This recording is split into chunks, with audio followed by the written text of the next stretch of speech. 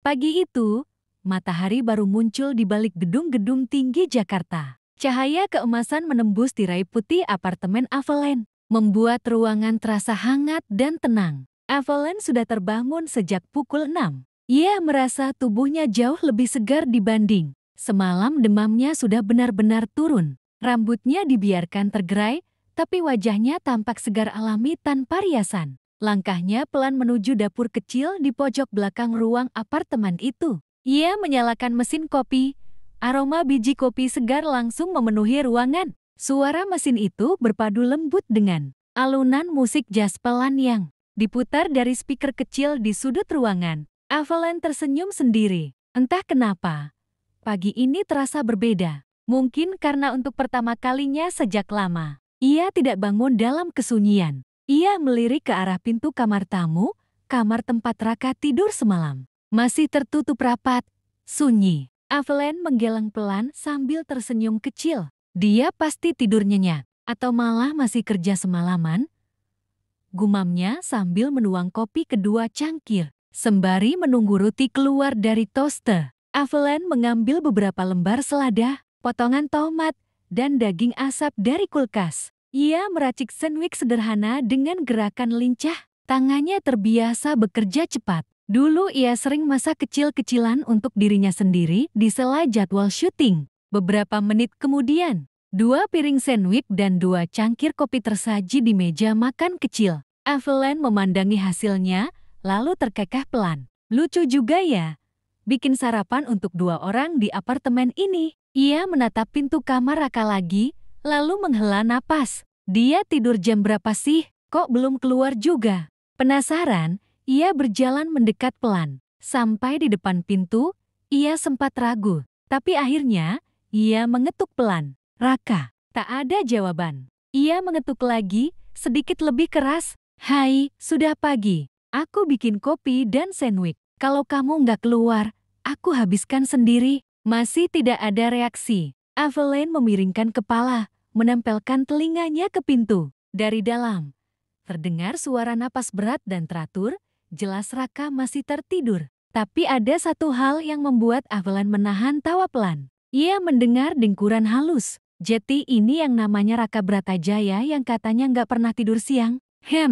Ternyata bisa juga kalah sama kasur.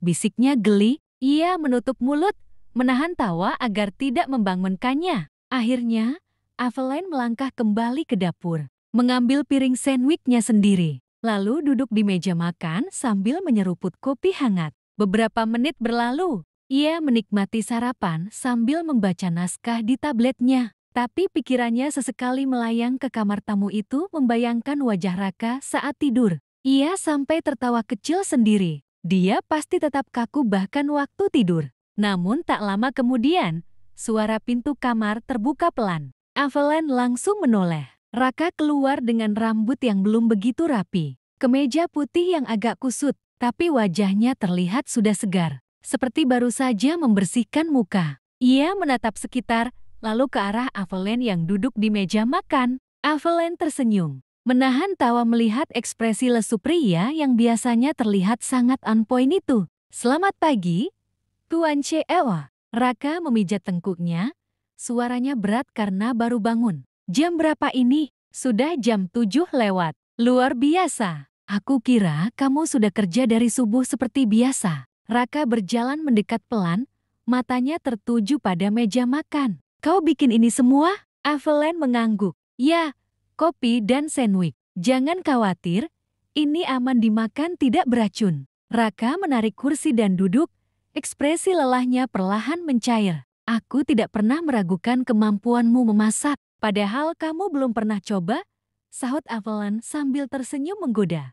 Raka menatapnya sejenak, lalu akhirnya menyesap kopinya. Ia mengangguk pelan. Tidak terlalu manis.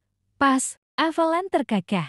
Aku tahu kamu bukan tipe yang suka gula. Lihat, aku tahu banyak tentangmu kan? Raka menatapnya dengan tatapan tenang tapi hangat. Kau mengingat hal-hal kecil dengan baik. Aveline menatap balik, senyumnya menurun sedikit. Dan kamu, mengingat hal-hal kecil tapi tidak kamu tunjukkan. Keheningan sebentar, tapi bukan keheningan yang canggung. Suasana terasa hangat, Sederhana tapi intim. Raka menatap piring sandwich di depannya, lalu kembali menatap Evelyn. Kau terlihat lebih segar hari ini. Evelyn mengangguk. Iya, terima kasih sudah jagain aku semalam. Aku hanya memastikan kau tidak kabur untuk syuting lagi. Benarkah itu alasannya? Evelyn terkekeh pelan, matanya berkilat. Ngaku aja, kamu khawatir kan? Raka menatapnya sejenak, lalu senyum kecil muncul di sudut bibirnya. Mungkin. Evelyn membulatkan mata. Wow, pengakuan paling jujur dalam sejarah Raka Bratajaya.